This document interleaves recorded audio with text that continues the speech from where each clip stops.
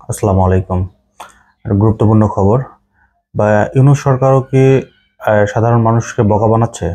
যেখানে ইউনূস সরকারের লোকজনদের বাড়ি বাড়ি গিয়ে ভোটার তালিকা সংরক্ষণ করার কথা ছিল, সেখানে কিন্তু এরকম কোনো লক্ষণ আমরা দেখতে পাইনি। এরকম একটা জরিপ করেছে ডেইলি স্টার। তো সেই প্রসঙ্গে যাওয়ার আগে একটু কালের কণ্ঠের একটা খবর ছিল, সেটা একটু আপনাদের সামনে শেয়ার করছি। কালের কণ্ঠে শিরোনামে বলা হয়েছে, ভোটার তালিকা হালনাগাদ শুরু হবে 20 জানুয়ারি, চলবে 2 সপ্তাহ।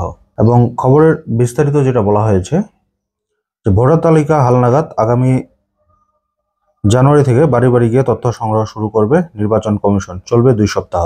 2008 সালে 1 জানুয়ারি অথবা তার আগে যাদের জন্ম বিগত ভোটার তালিকা হালনাগাদ কার্যক্রমে বাদ পড়েছেন তারা তালিকাভুক্ত এবং মৃত ভোটার তালিকা কর্তনের তথ্য সংগ্রহ করা হবে।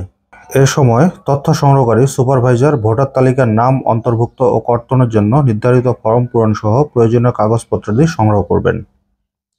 আগামী 5 ফেব্রুয়ারি থেকে 11 এপ্রিল পর্যন্ত নিবন্ধন কেন্দ্রে বায়োমেট্রিক করা হবে। নতুনদেরকে ভোটার তৈরি করা হবে এবং যারা মারা গিয়েছে বা আওয়ামী লীগ সরকারের সময় যে ভুয়া ভোটারগুলো ছিল সেগুলো বাদ দেওয়া হবে।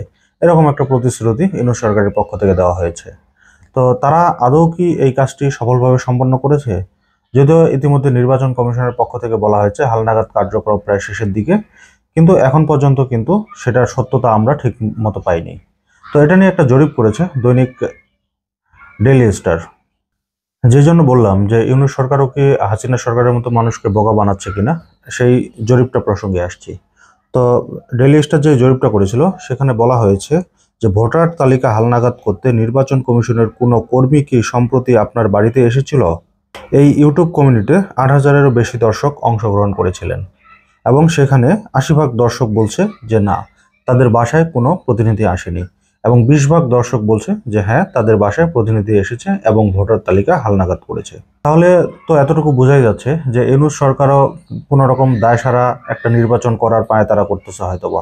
না হলে এত তাড়াতাড়ি এভাবে ভোটার তালিকা হালনাগাদ করা, প্রায় 12 থেকে 13 কোটি ভোটার তারা বলেছে, যে এই ভোটারগুলো তাহলে এত তাড়াতাড়ি হালনাগাদ করা শেষ হয়ে গেল?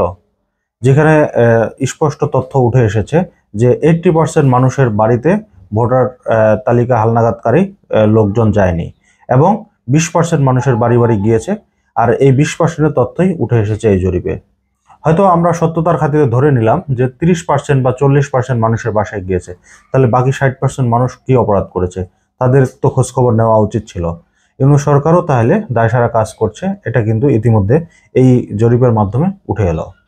অনেকেই কিন্তু বলবে যে তারা অনেক কম সময় পেয়েছে, এজন্য হয়তো এইভাবে কাজ পরিচালনা করতেছেন, কিন্তু তারা 6 মাসের বেশি সময় পেয়েছে, যেটা অনেক বেশি সময়। মানুষ 2, 3, 4 মাসের মধ্যে এই কাজটা সম্পন্ন করার কথা, কিন্তু তারা 6 মাসেরও বেশি সময় নিয়ে এই কাজটি পরিচালনা করতেছেন।